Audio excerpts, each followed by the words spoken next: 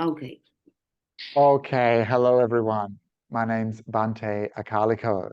I use he, him pronouns, and I'm a queer Buddhist monk and the founder of Rainbodhi, LGBTQIA+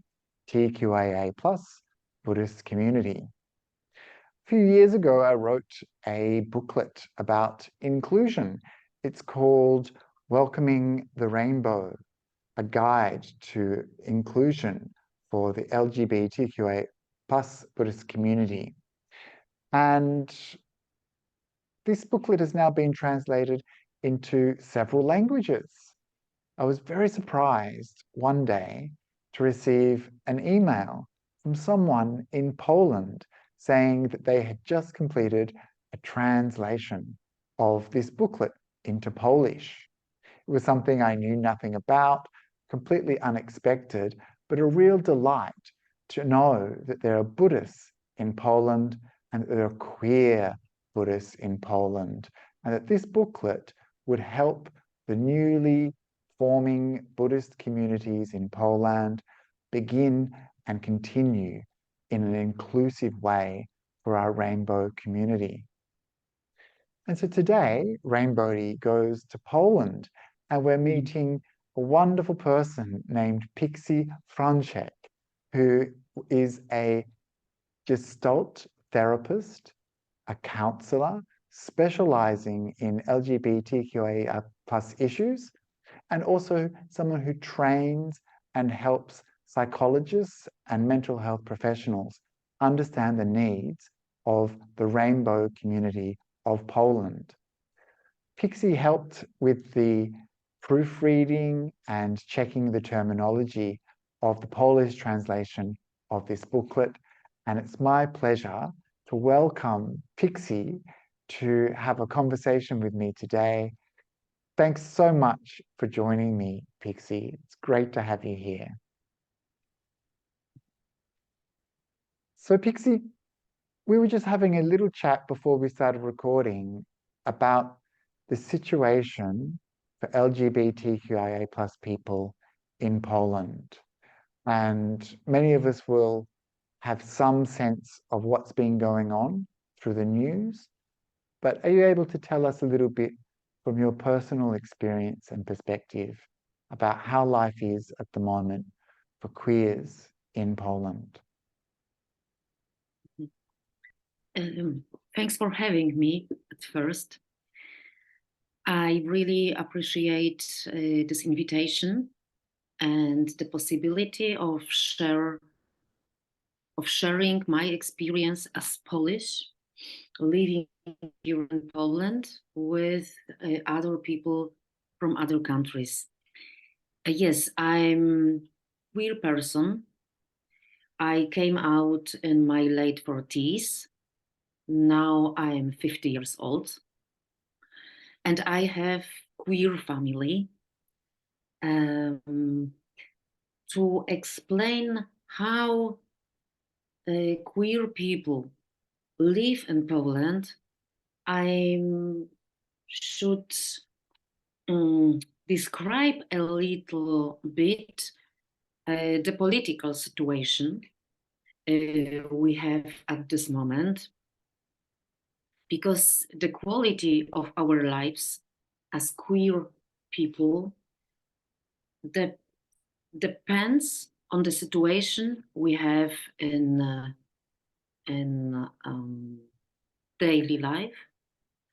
And at first, I would like to tell you that for over 8 years, we have very right-wing politicians in our government.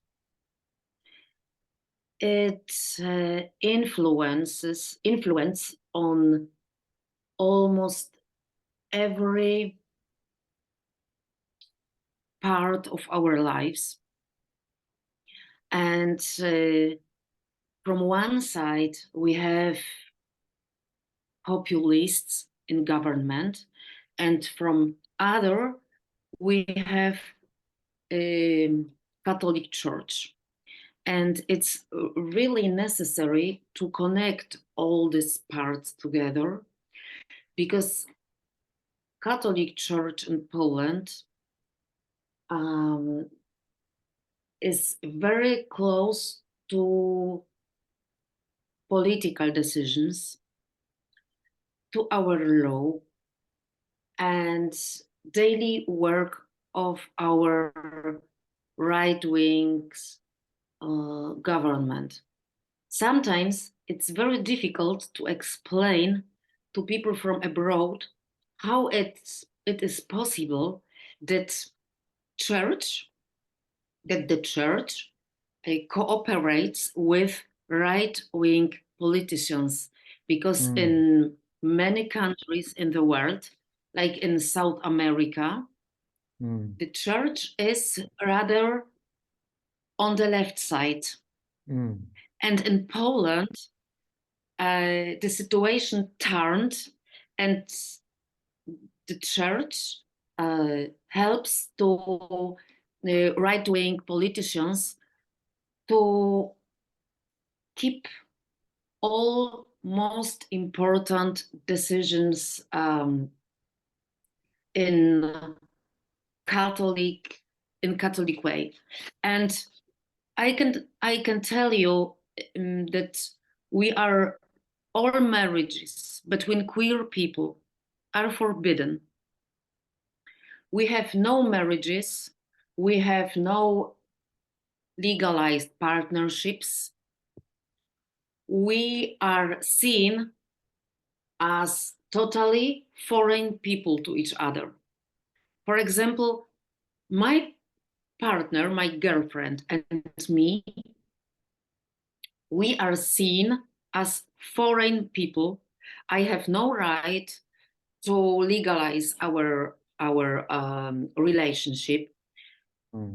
She was in the hospital in January this year, and she had to write a special information for medical staff that I'm allowed to gain all the informations about her health, because in the official way it's not possible. Our government directs to us a lot of very oppressive informations, and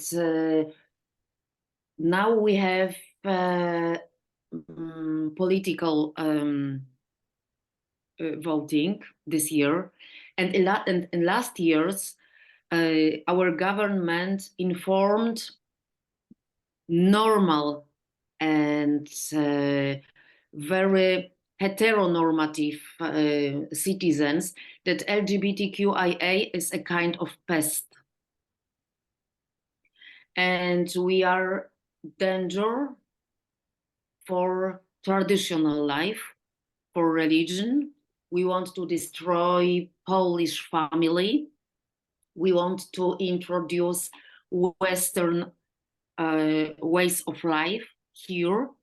And the most hurting information spread in public communication was that being gay, being a non-heterosexual person, it means to be pedophile.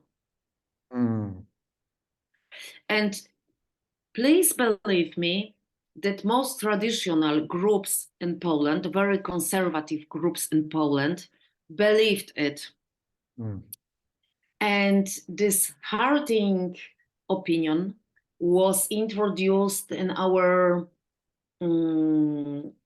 daily news, on TV, on the radio, and only open groups, open bubbles in our society knew that's not true.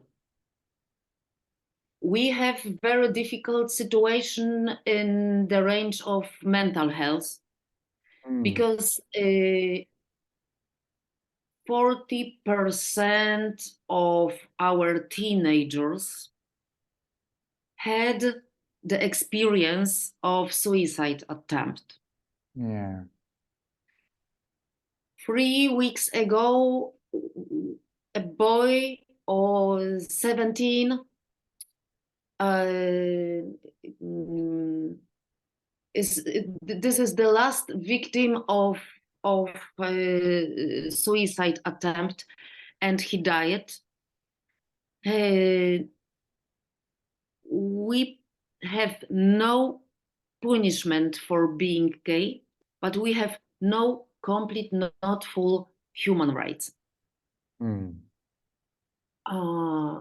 Last days in Uganda, in Africa. Yes. Yes, homosexuality is punished by death. Yes. And we were here in Poland involved in the fight for cancelling of this law, but it was accepted 2 or 3 days ago. Yes, we are not in such bad situation like people in Africa, but in comparison to Western countries like France, Germany, UK, Spain, we have really a lot to catch up, because sometimes the people in Western countries don't know that Polish queer people are in such bad situation. But that's right. Yes, and in the schools, elementary schools, high schools are under influence of minister, very traditional minister, very oppressive man. And in Polish schools, we have no sex education. We cannot, yes, at all, at all. During last years, before right-wing politicians came to the government, we as LGBTQIA activists, we can offer to different schools a lot of workshops in the range of diversities, gender diversities, sex diversities, and sex identities. At this moment, it's no more possible. And every director of school has to receive confirmation from control institution that this school is allowed to have this workshop with rainbow activists. I can say you just a moment. During last year, 22, I didn't have any workshops for teenagers. In the past, when we had democratic government in Poland, I had minimum 5, 6, 7 workshops in different schools, and my colleagues, therapists as well, they had similar number of these workshops. So really our work was visible, and it was knowledge, and there were informations for young people transmitted, transferred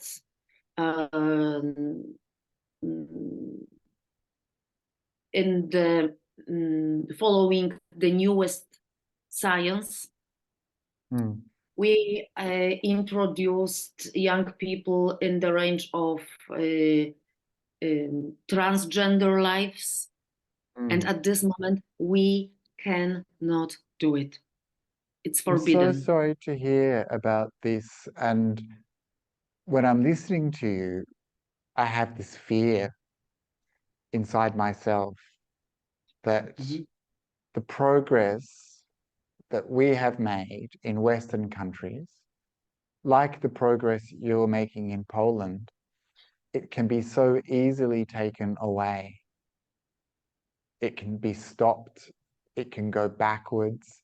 Our rights, our human rights, are not certain, that Mhm. we are still very vulnerable members of society, that there will be forces, politicians, Mhm. religious organizations that will always want to have a say in queer affairs and uh, have the opportunity to hurt us and repress Mhm. us. And thank you for sharing what's going on in Poland. I Mhm. understood that there was some laws as well that talk about um, gay-free zones, like areas where Yes. you cannot have any rainbow flags or talk Yes. about these issues. And this is one of the big topics that I've heard of in the newspapers and seen and read about. And these kinds of things break my heart. And I can't imagine living in a place where this is the case. And Mhm. so I just want to let you know that we're thinking of you and your queer community in Poland. And we're Mhm. sending lots of love here from Sydney. And I know that there's lots of people around the world who are concerned and watching and also full of love and compassion. And Mhm. I know that that's probably not very helpful, but you know, we are watching, we are aware, is what I want to say. Yes. And Mhm. you're right, it's particularly upsetting knowing that you're just next door to countries that are much more progressive. And it must Mhm. be quite heartbreaking, you know, across the border. Mhm. You've touched a little bit on religion, and Mhm. I understand Catholicism is a huge and dominant religion in Poland. What about Buddhism? Mhm. Mhm. What's the situation with Buddhism in Poland? Mhm. I'm not sure if I'm the proper person to talk about Buddhism, but I can present you it from my experience and from my That- perspective. That's good enough Mhm. for me. Yeah. Buddhism is present in sanghas in the biggest cities in Poland. The first Buddhists I met in Poland began to practice this way in 60s, 70s of last century. There were Okay. yes, because it was maybe not so formal, but Mm. the people mostly in artist circles Yeah. were open to this religion. A little bit, I can say, under influence of uh, youth movement in the USA in 60s, and this fascination by young people with all practices from the East, and they grounded very small groups, communities, and they met regularly. Now this case looks absolutely different than earlier because we have sanghas in Poznań, and this is not only one sangha. There are different paths of Uh-huh. Buddhism in Warsaw, in Katowice. This is in the southern part of Poland, in Gdańsk on the Baltic Sea, and the Buddhism tries to be more and more visible, but it's necessary to highlight that the people miss spirituality. They want to practice spirituality at all. And from other sides, I would like to say that they are prone to not practice anything. We are more and more like, as people, when I talk to young people, they have problem with the idea of God, of something higher, but it's not word for me, because when we were taught through our life that the God, Christian God, is very old person with long beard sitting somewhere in the sky, it's nothing comic to me that the people have a problem with God concept and God idea. I observe in Poland the development of different spiritual movements.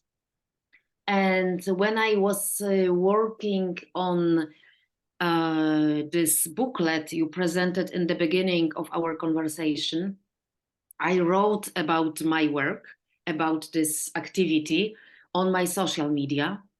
And I wrote that, hi people, there are communities where you can meet spirituality, community, and these communities are open to your queerness. Your queerness in a lot of places is not a crime. And I still repeat to young people and older as well that we are not forced to practice Catholic religion. We don't need Catholic religion. We need to live in spirituality. We have to have contact with the nature, with forces of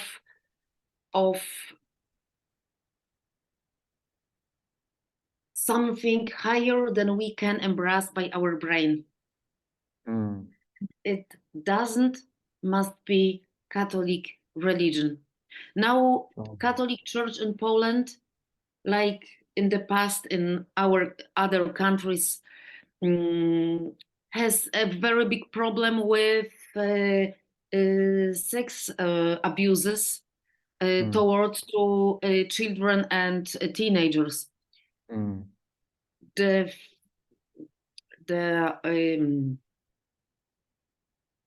John Paul II.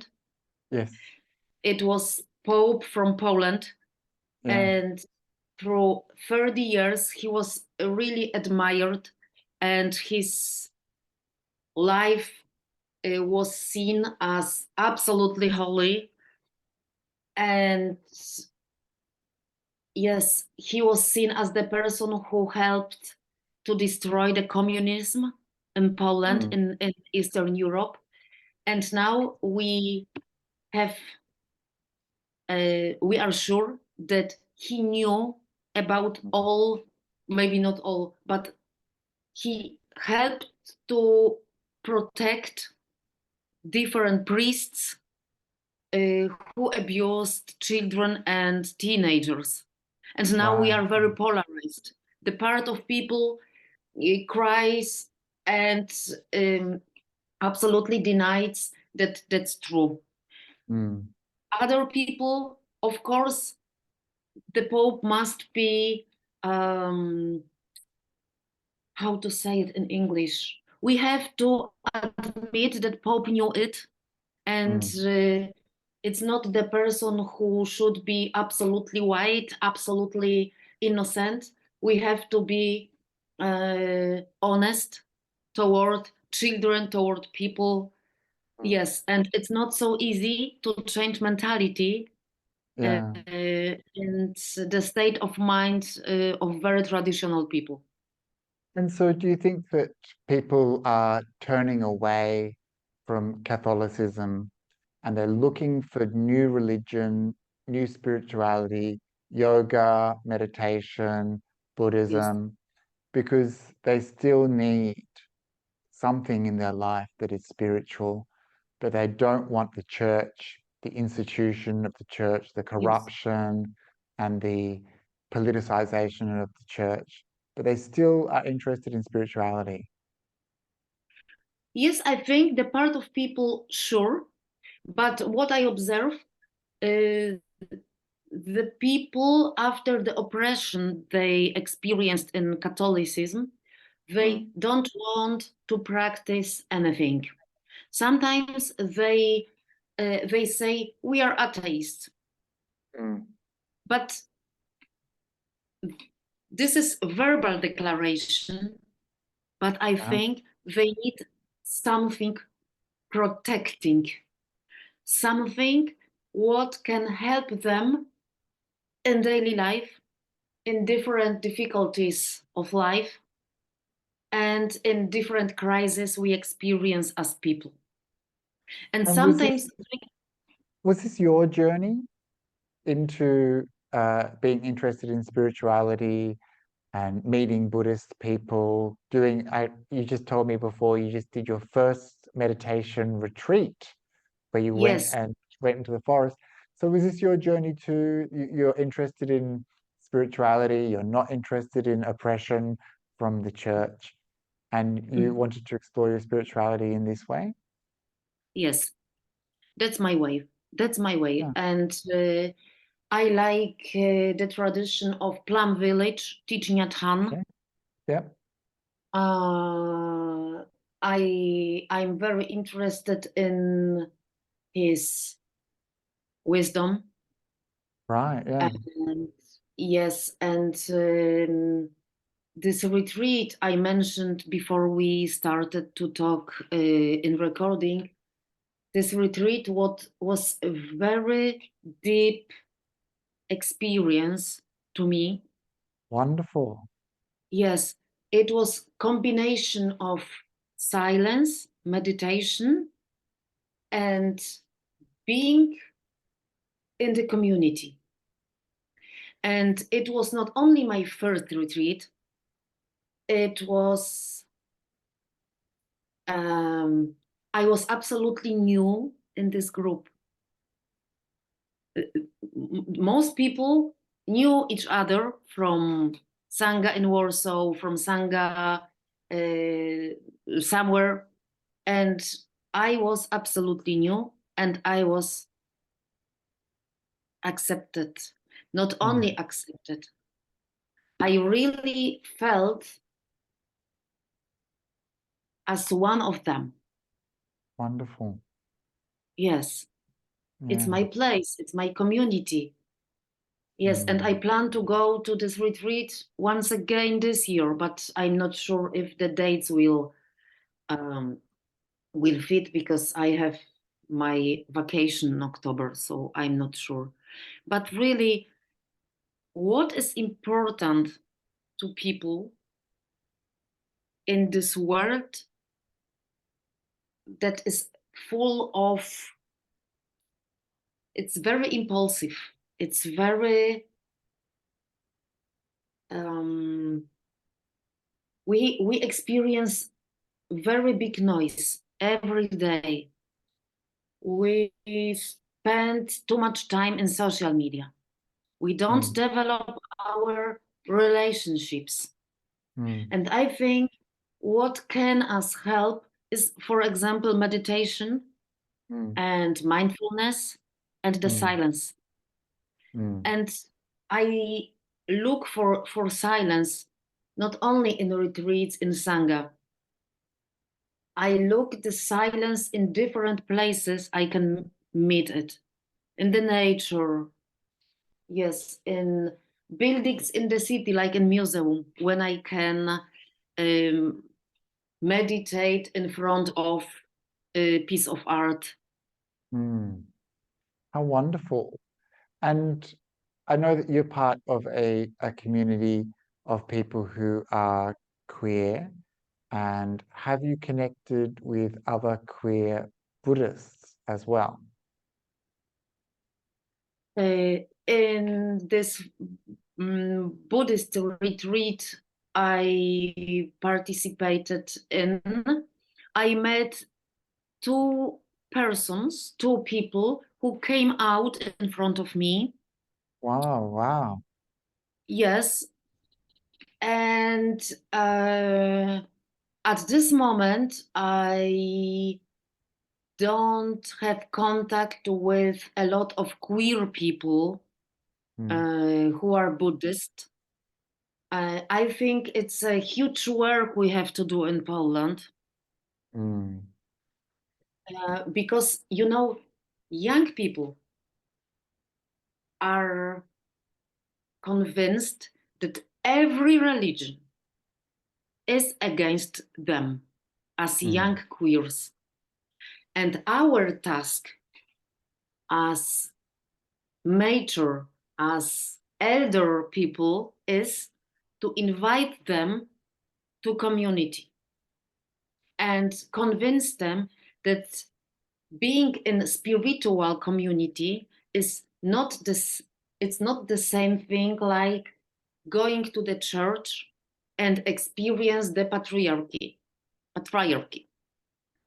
That there are communities who live in democracy, who are built by people open to different diversities. Right. And for them, the color of skin, gender identity, sex identity, family status are not important. Yeah. And I so think that's it's, why it was important to do this translation yes. and to get the booklet into Polish so that people could Mhm. be invited in and Mhm. to let people know you are welcome, you Yes. belong, you're loved. This is a place for you. Mhm. And I'm really glad to hear that you're doing that work in Mhm. Poland and that Buddhists are saying, you're welcome, come, Mhm. you belong. Yes. I think that's Yes. really wonderful. Mhm. Before we And finish, Pixie, yes, oh, if you, please go ahead. You're going to say something. yes. My goal is to show to young people that Buddhism doesn't mean only sitting in the cave and meditation and experience the enlightenment. It's not, it's not the only form of Buddhism. I experience it in every day. Ah, Every day, yes, because the life of in the present, my life in here and now. I'm Gestalt therapist, and yes. Gestalt has a lot of connections with Buddhism, Mm, and I can practice this breath practices. I can practice with my clients a kind of mindfulness and yeah. be aware of what happens now to me, what's happening now to me. Really, this is a very big possibility, and yes, possibility of um, looking for myself, for the values that are important to me. And I would like to invite other to this community where I am. Ah, that's a wonderful thing. And that was actually what my next question was going to be. I was going to ask, does Buddhism show up in your life as a therapist, as a counselor? Are you able to Yes. use Buddhism to help others? And thank you for sharing that you do. That's wonderful. So I think that's probably where we should wrap it up. And I just wanted to thank you again, Pixie, for sharing with us. And I know it must be difficult sometimes talking about the situation in Poland. And I hope that it improves. It's human rights, it's compassion, it's love. And I hope that these things come to your community soon. And I'm really glad that you have the support of a good Buddhist community and that you can share your spiritual side with them. And I wanted to thank you for your work on the booklet. And I hope that it helps people feel more welcome and safe in spiritual communities in Poland. And thank you so much for joining us today. It's great to meet you. I'd love to hear more about your work and your connection with your spiritual practice in the future as well. So we'll leave it there, but thank you so much. And I wish you all the very best. Thank you for being you. Thank My you. pleasure. And Thank you. sorry for my English because I'm Your not so English is fluent great. like you. Yes, but I always need more time to warm up in English, and I had calls for several weeks. So No, you're doing very well. So let's say goodbye to all the viewers. bye And bye. bye bye.